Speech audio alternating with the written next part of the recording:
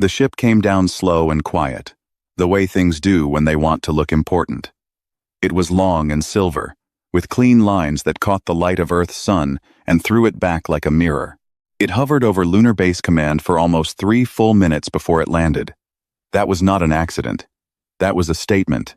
The delegation from the Interstellar Compact had arrived. There were 6 of them. They walked down the landing ramp in a straight line, wearing matching gray coats with gold trim on the shoulders. Their leader was a tall, thin creature named Veth Saran. He was Kralosi, a species with pale blue skin, 4 arms, and eyes that were solid black from edge to edge. He had been doing military audits for 40 years. He had seen primitive cultures before. He had written the paperwork on dozens of them. He already knew what he would find here. A human officer named Colonel Dana Reyes met them at the door. She shook Veth Saran's lower right hand because that was the Kralosi custom for formal greeting. She had practiced it. She smiled. She offered them water, because that was the human custom, and 2 of the delegates actually accepted, which surprised her a little. "We appreciate your cooperation," Veth Saran said. His translator earpiece turned his words into smooth, accented English. "The assessment should take no more than 3 days. We require access to your weapons storage, your training facilities, and your naval yards. Everything is open to you," Reyes said. "Follow me." They started with the weapons storage. The room was long and cold and very well lit. Racks ran from floor to ceiling, and on those racks sat rifles. Thousands of them. Long black rifles with wooden grip panels and steel barrels. Veth Saran picked one up and turned it over in 2 of his hands. He examined it carefully. Then he put it down. "This is a chemical propulsion firearm," he said. It was not a question. "Yes," Reyes said. "We call it a rifle. We know what it is," one of the other delegates said from behind him. His name was Pell, and he was younger than Veth Saran, and not as careful about keeping his face polite. "The Druathi stopped using these 900 years ago. The Yanari abandoned them 1,200 years ago. We have not seen active stockpiles of this class in," he checked his tablet, "at least 600 years. We find them useful," Reyes said. Pell wrote something on his tablet. They moved through the rest of the storage in silence. They saw crates of metal slugs, bullets, the humans called them. They saw explosives, simple ones, the kind that used chemical reactions to produce heat and force. They saw bladed weapons hanging on a wall in one section, long knives, short axes, things that had handles and edges and nothing else. Veth Saran stopped in front of the blades and looked at them for a long time. "Do your soldiers use these?" he asked. "Every soldier in our ground forces carries a blade," Reyes said. "It is part of standard kit." Veth Saran nodded once. He wrote nothing down. He just moved on. The naval yards were next.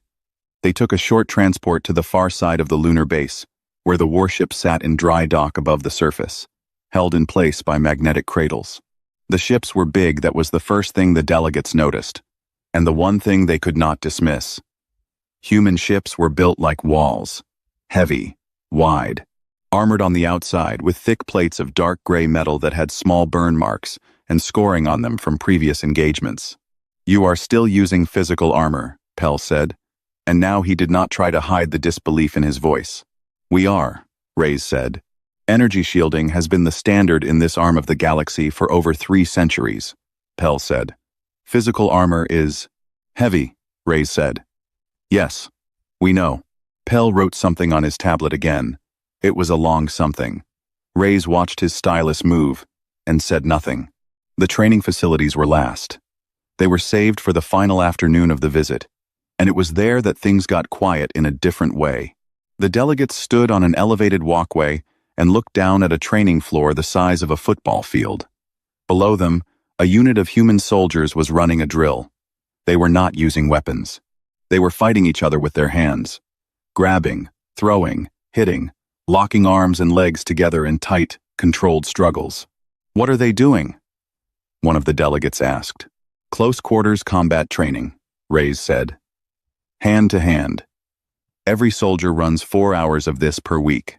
Veth Saran watched for a while without speaking. Below, 2 soldiers crashed to the mat and one pinned the other flat. The pinned soldier tapped the floor twice, and they both stood up and started again. "Why?" Vethsaran asked. He said it genuinely, not mockingly. He actually wanted to understand. Reyes thought about it for a moment. "Because sometimes everything else fails," she said. "And when it does, you need something left." Vethsaran looked at her. Then he looked back at the soldiers below. Then he nodded slowly and wrote something on his own tablet. His writing was small and neat, and he wrote for longer than any of the others had. That evening, back on his ship, he compiled the full report. He was fair about it. He listed everything they had seen. He included numbers and dates and comparisons with other member species assessments. He used the correct language and the correct format. He was a professional, and he did his job exactly as he was supposed to. But the conclusion was already written before he started typing. Human ballistic weapons obsolete. Human physical armor inefficient. Human ground doctrine, primitive by compact standards. Human naval strategy built around attrition models abandoned by every other member species within the last 400 years. He recommended two things. First, a mandatory modernization program, fully funded by the Compact, to bring Earth's military technology up to acceptable standards. Second, and more immediately, a reclassification of Terran forces, from frontline combat status to auxiliary support, logistics, medical, search, and rescue. He sent the report. 3 weeks later, the Compact voted. 17 species, all in favor.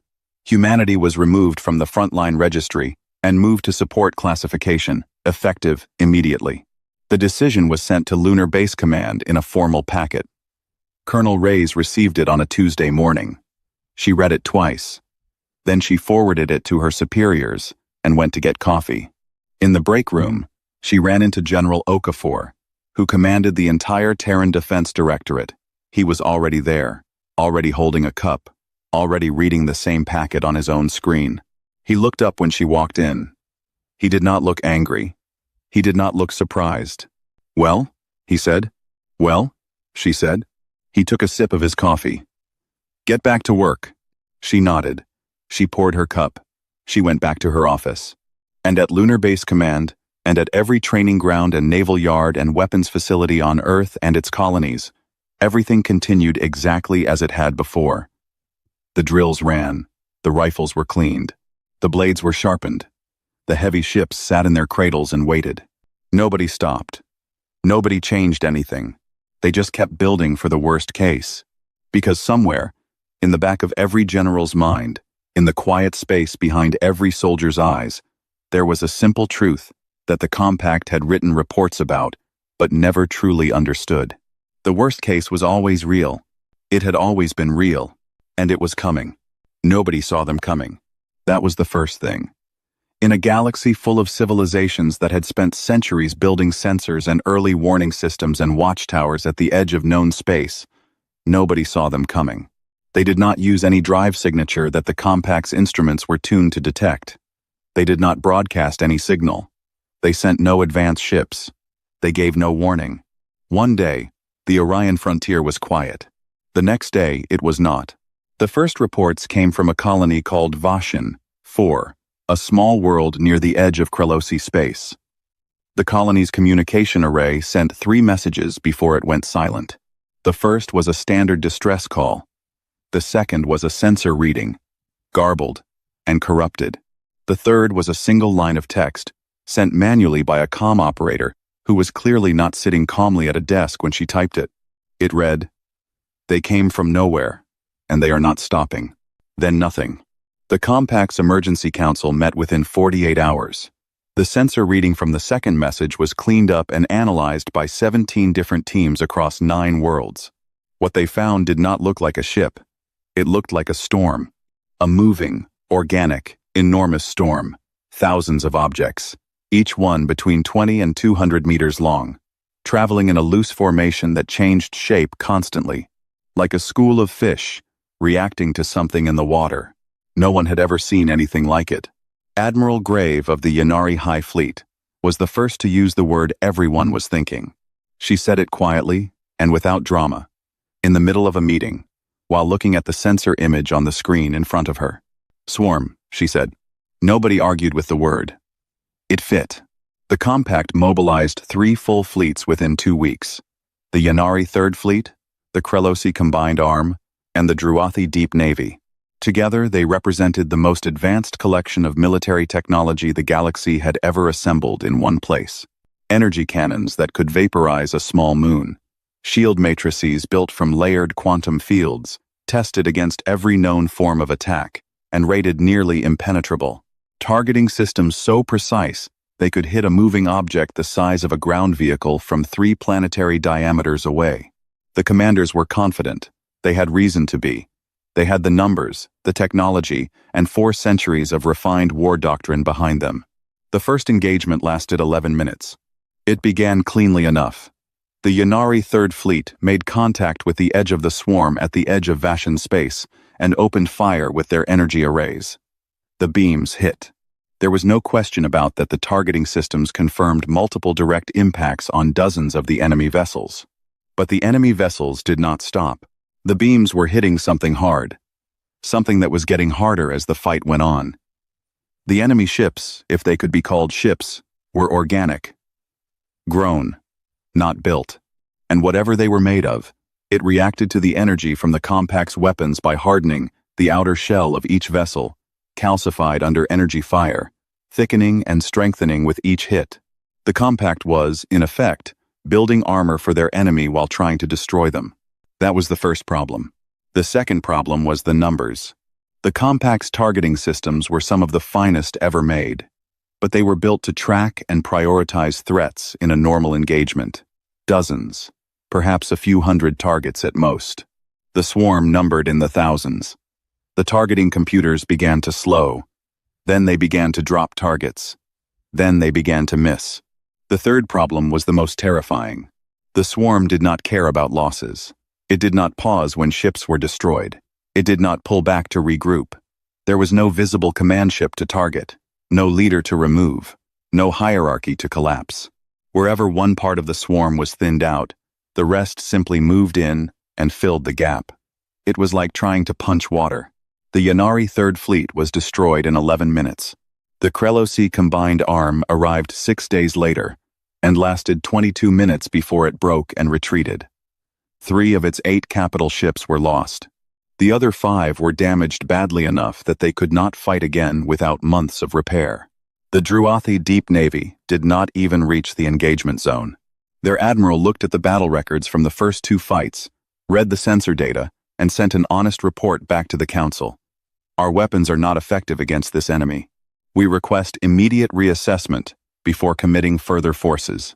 The council went quiet after that. They met in full session on the compact's central station, all 17 member species represented, and for the first time in the organization's 400-year history, no one had a plan. The room was full of the most powerful military minds in the known galaxy, and they sat there in silence because everything they knew was wrong. All of their weapons were energy-based. The swarm hardened against energy. All of their doctrine assumed an enemy with a command structure. The swarm had none. All of their strategy was built on fast, decisive engagements. The swarm did not respond to decisive action. It simply continued. 4 months after Vashan, 4 went silent. 4 member worlds were under siege. 3 of them were on the compact's outer ring. One of them, Yanari Prime, was not. It was in this moment, in the longest session the council had ever held, somewhere in the 19th hour of argument and silence and failed proposals, that an aide entered the chamber and walked to the council chair. She placed a folded slip of paper on the table in front of him, a deliberate, old-fashioned gesture that cut through the noise of the room. The council chair, a Druathi elder named Set, picked it up and read it. He read it twice. Then he looked up at the room. "The Terran Defense Directorate has submitted a formal request," he said. His voice was steady, but something behind his eyes had shifted. "They are requesting permission to deploy. Full spectrum. All units.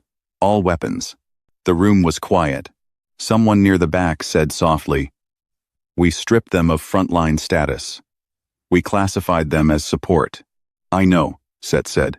Another long silence. Outside the station's wide windows, the stars sat still and cold and indifferent. Set looked at the paper again. Then he looked at the faces around him. Faces that were tired and frightened and out of answers. "Granted," he said. Nobody argued. Nobody had anything better to offer. And on Lunar Base Command, 1 light hour away, an alert went through every terminal and every screen and every comm device at the same moment. It was a single line of text, sent from the Council chamber to Terran Command, with the highest priority flag, the compact system allowed. Colonel Reyes was the one who read it first. She stood up from her desk, walked down the hall, and knocked on General Okafor's door. "Sir," she said. He looked up. They said yes. Okafor set down his pen. He was quiet for one moment. Then he reached for his comm and pressed the broadcast button that connected to every Terran base, every ship, every training ground across human space. His voice was calm when he spoke. "This is General Okafor. All units, all theaters. We have a green light. Begin deployment protocols. Full spectrum." He paused. "It is time to go to work." Within the hour, the heavy ships started moving. Admiral Yara Chen arrived at the front and did something that no compact commander had done in the 3 months since the war began. She stopped moving and she looked. Her fleet, 14 warships, heavy and dark, and armored on the outside like the fists of something ancient, held position at the edge of the Vashan engagement zone for 6 full hours. No firing, no advancing. Just sitting there in the dark, while her crews ran sensor sweeps and she read every battle record the compact had produced since the first engagement. The compact liaison assigned to her ship, a Yanari officer named Captain Vel, found her in the map room on the 4th hour. She was standing over a large display table with both hands flat on its surface, looking at a 3-dimensional replay of the Krelisi Combined Arms' last stand. Little blue shapes moved through space. Little red shapes surrounded them. The blue shapes disappeared. "Admiral," Vel said carefully, "our forces in the Vashan system are still under siege. The Council has been expecting movement." "I know what the Council expects," Chen said, without looking up. "They can wait 6 more hours." Vel stood there for a moment. Then he pulled up a chair and sat down, because he had already learned, in the short time since the Terran fleet had arrived, that Admiral Chen did not speak without reason, and that the best thing to do when she was thinking was to stay out of the way. She found it on the 5th hour. She had been watching the same segment of footage over and over, the moment in the Yanari engagement, when the swarm first took direct energy fire. She watched the outer shells of the Vorkai vessels brighten and harden under the beams. She watched it 3 more times. Then she turned to her weapons officer, who was sitting across the table with a mug of coffee and a look of exhausted patience. "What happens when you hit a calcium compound with a high-energy beam?" she asked. The weapons officer blinked. "It hardens. Calcination. It drives out the moisture and—" He stopped. His eyes changed. "Oh," he said. "We have been cooking their armor for them," Chen said. "Every beam weapon in the compact fleet has been doing the enemy's job for them." She straightened up. "Switch everything to kinetics. Mass drivers. Full railgun batteries. I want every energy weapon on every ship taken offline, and I want solid slugs loaded within the hour." Vel was on his feet. "Admiral, kinetic weapons have not been used in fleet engagement for—" "I know how long it's been," she said. "Load them anyway." It took 45 minutes. Some of the crews had never actually run a live-fire sequence with the railgun systems, because they had always been considered backup weapons, secondary to the energy arrays that every modern captain actually used. But the systems were there. They had always been there. Because Terran warships were built with the understanding that your primary systems might fail, and you needed something left. When the Terran fleet moved into engagement range and opened fire, the difference was immediate. The mass drivers fired solid slugs, dense metal rods, accelerated to extreme speed by magnetic rails, carrying nothing but mass and momentum. They did not trigger the Vorkai calcification response. There was nothing to react to chemically. There was only the physical fact of something very heavy, moving very fast. And when it hit, the Vorkai hull did not harden. It broke. The first volley tore through 3 enemy vessels cleanly. The second volley destroyed 6 more.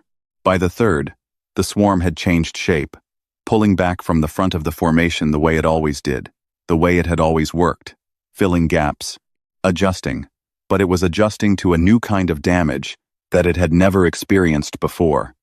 And the adjustment was slower than usual. On the bridge of her flagship, Chen watched the sensor display and did not celebrate. She noted. She kept reading. They cluster when one of their own is hit, she said to no one in particular. They pull toward the damaged unit. That is not retreat. That is a repair response. She looked at her tactical officer. Target the ones they cluster around. Hit the wounded ones twice. The tactical officer ran the new firing pattern. On the display, red shapes began disappearing faster. Meanwhile, on the ground, the war was being fought in a different way. The Vorkai ground forms were nothing like the ships. They were smaller, about 3 meters tall, with thick bodies covered in the same calcified material as their vessels. They moved fast, and they hit hard, and they did not stop when they were hurt. Compact ground forces had tried energy weapons on them, and found the same problem as in space. The beam fire hardened their outer shell. Plasma grenades were even worse, turning the Vorkai ground form's front half into a walking wall. The human infantry units that deployed on the colony world of Bashan, 7 carried ballistic rifles and wore physical armor. Their commanding officer was a sergeant named Marcus Webb, and he had been fighting ground wars for 16 years. He was not young, and he was not particularly loud, and he did not give speeches. He looked at the Vorkai ground forms, coming through the broken wall of a city building, and said 3 words to his squad. Aim for joints. The calcified shell was hard, but it was rigid.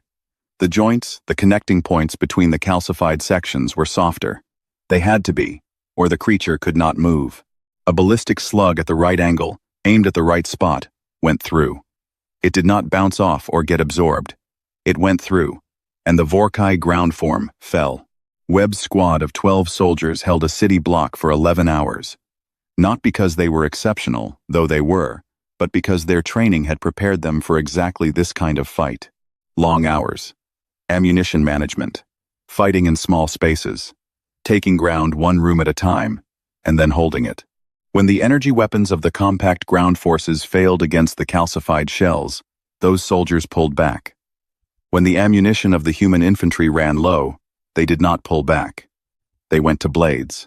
There was a moment, in a narrow corridor on Bashan, 7's northern district, where Webb and 2 other soldiers ran out of rifle ammunition.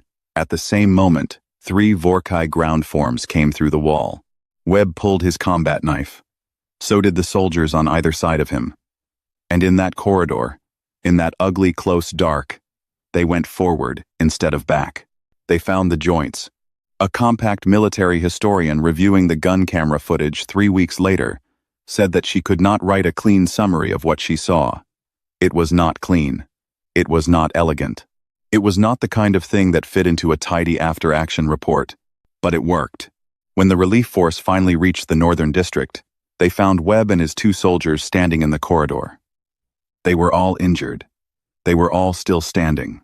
The 3 Vorkai ground forms were not. At the edge of the system, Admiral Chen was still reading the battle display, still running updated firing patterns, still noting things and adjusting. Vel had given up going back to his quarters. He just stayed in the map room with her, watching, and somewhere around the 9th hour he stopped feeling confused and started feeling something else. He was watching a species fight the way the galaxy had forgotten how to fight. Not with perfection. Not with precision and clean efficiency and doctrine that looked beautiful on paper, but with weight and will and 1,000 years of knowing that the worst case was real and preparing for it anyway. He did not say anything. He just watched. And slowly, painfully, system by system, and corridor by corridor, the line began to hold. The war did not end quickly. Nobody had expected it to, except perhaps those who had expected it to end very quickly and very badly. It moved slowly, like most real things do, forward in some places, sideways in others, and occasionally backward in ways that hurt. But it moved, and the direction, on the whole, was toward something that looked like survival. Veth Saran arrived at the front 6 weeks after the Terran fleet's first engagement. He had requested the transfer himself. He filed it through the proper channels, with the correct forms and the correct justifications, and when his request was approved, he packed a single bag and took a transport to the edge of the Vashan system, where the Terran 1st Combined Arms Group had set up its forward command post on a supply station called Harrow Point. He did not know what he expected to find there. He did not expect to find it clean. The station was not dirty exactly, but it did not look like the other compact military command posts he had visited over his career. Those places had the feel of careful institutions organized, formal, everything in its correct position. Harrow Point felt like a workshop. There were cables running along floors that were not quite covered up. There were empty cups and food wrappers on desks that had been abandoned mid-meal because something more urgent came up. Soldiers moved through the corridors quickly and without ceremony, calling to each other by short names across open doorways. Nobody saluted Veth Saran when he arrived. He was not sure if that was deliberate or if they were simply too busy to notice him. He decided it was probably both. Admiral Chen met him in a small briefing room and shook his hand, the human custom, which he had learned but still found slightly strange. She did not seem suspicious of him or pleased by him. She just seemed focused, the way she always seemed, and she pointed at a chair and said, "Sit. I'll give you 10 minutes." He sat. He asked his first question carefully. "I would like to understand why your weapons and doctrine are succeeding where the compacts have failed." She looked at him for a moment. Then she pulled up a chair herself, which surprised him. He had expected her to stay standing. She sat, put her elbows on her knees, and spoke plainly. "Your weapons are perfect for everything you've ever fought," she said. "Ours are good for almost anything. That's the difference." He wrote that down. It was the first entry in what became a very long notebook. Over the following weeks, Veth Saran moved through the Terran operation the way a researcher moves through a subject they cannot fully believe is real. He attended briefings.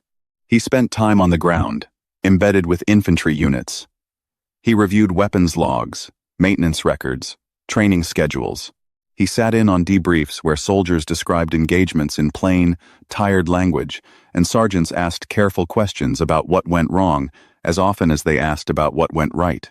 He learned things that dismantled, one by one, the conclusions of his original audit report. The first thing he had to unlearn was the idea that ballistic weapons were simple. They were not simple. They were the result of thousands of years of refinement of understanding exactly how much force was needed to stop, exactly what kind of threat, how to manage heat and recoil and ammunition weight across long campaigns, how to maintain them without sophisticated tools in field conditions where sophisticated tools were not available. A compact energy weapon was powerful, but it needed a power cell, and power cells degraded, and the machinery that drove them was precise, in ways that broke down under hard use. A rifle needed cleaning and ammunition. Both of those things were much easier to supply across a long, ugly campaign than replacement energy cells and field calibration equipment. The second thing was the armor. He spent an afternoon with a human engineer named Tar, who was responsible for maintenance of the physical plating on 3 of the fleet's warships. Tar was short and patient, and spoke about metal the way other people spoke about old friends. He ran his hand along the scarred surface of a hull plate that had taken 3 direct impacts and said, "See, the thing about good plate is that it doesn't try to do everything. It just sits there and takes it. Energy shields are like," he thought for a moment, "they're like very complicated promises. They can keep the promise under most conditions. But when the conditions get strange, the promise breaks. Plate doesn't make promises, it just exists." Veth Saran wrote that down too, and then sat quietly for a while thinking about it. The third thing, and the hardest, was the hand-to-hand training. He saw it in action on Bashan 7 during a ground inspection. He was standing behind a safety barrier with 2 compact officers when a Vorkai ground form broke through a sealed door 40 meters away. The energy weapons in the hands of the 2 compact soldiers nearest to it fired and did what they always did, hardened the target's outer shell. The soldiers backed away. They had been trained to back away in that situation, because backing away was the logical response when your weapon stopped working. The human soldier next to them did not back away. She was a corporal named Diaz, and she had been doing close quarters training for 3 years, and she moved at the Vorkai ground form before the compact soldiers had finished processing what was happening. She went to the side, where the calcified plating overlapped at the hip, and she put her blade in at an angle, hard, twice. The ground form dropped. The 2 compact soldiers stared at her. Diaz pulled her blade free, checked its edge, and said to nobody in particular, "Always find the joint." Veth Saran watched this from behind the barrier and felt something shift in his thinking, something large and uncomfortable and important. He had spent 40 years assessing military capability. He had scores and categories and established criteria, and none of those criteria had a box for times a soldier who moves toward the threat when the weapon fails. He asked Chen about it later that evening. "You train them to do that on purpose?" he said. "To advance when the weapon fails? We train them to never have nothing left," Chen said. "A weapon can fail, a tactic can fail, a whole strategy can fail, but the person still has to make a choice in the moment, and we want that choice to be forward." He was quiet for a while. "Most species train their soldiers to rely on their equipment. We train ours to understand that equipment is borrowed," she said. "The only thing that's really theirs is what's in their head and what they can do with their hands." He went back to his quarters that night and opened his original audit report on his tablet. He read through it from the beginning, every line of it, the way he might read a document he had found in an archive, something written by a person who was not wrong, exactly, but who was missing something so large and so obvious that the gap was invisible from inside it. He had called human weapons obsolete because they were old. He had not considered that old could mean tested. He had called their armor inefficient because it was heavy. He had not considered that reliable was worth more than light when the shooting started. He had called their doctrine primitive because it planned for prolonged grinding conflict. He had not considered that the galaxy had just met an enemy that would not cooperate with any other kind of doctrine. He closed the report. He opened a new document and began typing. He typed for a long time. Around him, Harrow Point kept moving the cables on the floors, the cups on the desks, the soldiers in the corridors, calling to each other across open doorways. It was not elegant. It was not clean, but it was alive and it was working, and somewhere in the distance, across the dark and the silence of space, the line was holding. He titled the new document, "Correction to Prior Assessment." Then he began filling the page with everything he had gotten wrong. The Vorkai did not surrender. There was no ceremony, no final battle, no moment where both sides lowered their weapons and looked at each other across a quiet field. The Vorkai did not work that way. They advanced until they could not advance anymore, and then they stopped. And then, slowly and without explanation, they pulled back. It took 14 months from the first Terran deployment to the last confirmed Vorkai contact. And in between those 2 points was a long, ugly, grinding stretch of reclaimed ground and repaired systems and soldiers who came home with less than they had left with. The compact called it a victory. The humans called it done. General Okafor gave a single press statement from Lunar Base Command. It was 4 sentences long. He thanked the Terran forces and the compact forces who had fought together. He noted that the threat had been contained. He asked for a moment of quiet for the people who had not come back. Then he turned off the camera and went back to his office and started reading the next problem on his desk. Because there was always a next problem. Admiral Chen received 3 commendations from 3 different compact governments. She accepted them with a short nod at each ceremony and gave no speeches. Corporal Diaz was promoted to sergeant. Marcus Webb, who had held a corridor with a knife, retired from service 6 weeks after the last engagement, moved back to a small coastal city in West Africa, and spent his mornings fishing and his afternoons very deliberately doing nothing. The galaxy moved on, the way it always does. Reconstruction began. Fleets were repaired. Worlds that had been besieged slowly came back to life. Committees were formed to discuss what had happened and what it meant for the future. And those committees, for the first time in a long time, had a question they could not answer from inside their own experience. The Compact Council convened a formal military review 6 months after the end of the conflict. Every member species sent representatives. The purpose of the review was straightforward. Understand what had gone wrong, understand what had worked, and adjust accordingly. It was the kind of meeting the Compact was very good at organizing, and historically very poor at actually using to change anything. But this review was different, because this time the answers came from somewhere uncomfortable. The human after-action reports were presented first. They were long documents, full of specific detail, written in the plain language that Terran military doctrine preferred. They covered weapons performance, tactical adaptations, medical outcomes, and logistics. They also covered failures, places where human units had made wrong calls, taken unnecessary losses, misjudged a situation. The reports did not minimize these. They described them with the same level of detail as the successes. Veth Saran, who was presenting one section of the analysis, paused over this and mentioned it to the room. Terran doctrine requires that failure be documented with the same rigor as success, he said. The intent is to remove the instinct to hide or minimize error. The argument is that an unexamined mistake is just a future mistake waiting to happen. The room was quiet. He continued through the analysis, and with each section he presented, the room got quieter in a different way. Not the quiet of discomfort, but the quiet of people genuinely listening. The kinetic weapons data was reviewed. The physical armor performance logs were reviewed. The close quarters engagement reports were reviewed. And with each one, the same pattern appeared. What humans had built, because they could not afford to specialize, had worked precisely because it could not be countered by one specific response. The Vorkai had evolved to defeat energy. They had not evolved to defeat physics. One Druathi admiral said something toward the end of the review that nobody contradicted. We spent 400 years optimizing our military for the enemies we had already beaten, she said.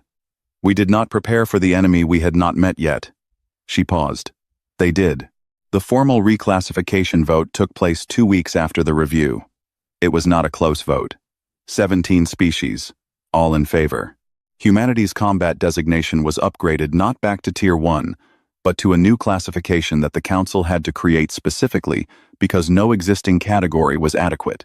The new designation was translated into English as Full Spectrum Combat Authority, Unrestricted. It meant, in simple terms, that if there was ever another war, humanity was not going to be moved to the back. After the vote, Veth Saran found Chen in a small cafeteria on the station where the council was meeting. She was alone, sitting at a window table, holding a cup of coffee with both hands and looking out at the stars. He carried his own drink, a warm broth that his species preferred, and asked if he could sit. She nodded. They sat in silence for a while, which was something he had learned to be comfortable with around humans. They did not always fill silence with words. Sometimes they just sat in it, which he had initially found strange, and had gradually come to find honest. He had one question. He had been carrying it for months. He had held onto it because he wanted to ask it here, at the end, when the whole shape of the thing could be seen clearly. When we downgraded your forces, he said, when the council voted and stripped your combat designation, did you know we were wrong? Chen looked at her cup for a moment. Outside the window, stars sat still in the dark, the way they always do, indifferent to everything happening around them. We had a pretty good idea, she said. Why didn't you argue? Why didn't you push back? Present your reasoning. Explain. Because it wouldn't have mattered, she said. You had the numbers. You had the comparisons. You had 4 centuries of examples. On paper, we looked wrong. She took a sip of her coffee. You can't argue someone out of a conclusion they've reached with good evidence. You have to wait for different evidence. The Vorkai, he said. We didn't want the Vorkai, she said quickly, and there was something flat and serious in her voice for a moment. We didn't want any of it. Those were our people out there too. She paused. But yes, the Vorkai were different evidence. He was quiet. Then he asked the question underneath the question, the one he had really been carrying. How did you know to keep building the way you were building? How did you know that the old weapons, the old doctrine, would matter someday? You couldn't have predicted the Vorkai specifically. Chen set her cup down. She looked at him directly. You know what Earth's history looks like? She said. Not the last century. The long history. The thousands of years before we reach space. He nodded. He had read some of it. We spent most of it fighting each other, she said. Different groups, different reasons, different weapons and tactics and strategies. And every time something new came along, a new enemy, a new terrain, a new kind of conflict, whoever was too comfortable with the last war got beaten by whoever was ready for this one. She picked her cup back up. We learned that lesson 1,000 times. We learned it until it was built into how we think about war. You don't prepare for the enemy you know. You prepare for the enemy you haven't imagined yet. She looked back out at the stars. You all stopped fighting each other centuries ago. That's good. That's better, actually. But it meant you stopped remembering that lesson. You optimized for everything you knew and forgot to leave room for everything you didn't. She was quiet for a moment. We never had that luxury. Veth Sara'an sat with that for a long time. Outside, the stars did not move. The galaxy continued in its slow rotation, enormous and ancient, and full of things not yet encountered. Somewhere at its edge, in the dark beyond the last sensor line, there were things that even humans had not imagined yet. He thought about that. Then he finished his broth, thanked Chen for her time, and went back to his quarters. He opened his tablet. He pulled up the document he had filed at the end of his original audit, the one that had recommended humanity be stripped of its combat role, the one that had started all of this. He scrolled to the very last line, the line that had once read, "Recommend humanity be excluded from front-line designation indefinitely." It had already been changed, months ago. He had changed it himself, in the mud of Bashan, 7, in the middle of a war that should not have been survivable. He read the new line slowly. Recommend humanity be consulted before any future doctrine is finalized, without exception. He read it again. Then he added one more sentence, below it, small and quiet and fine.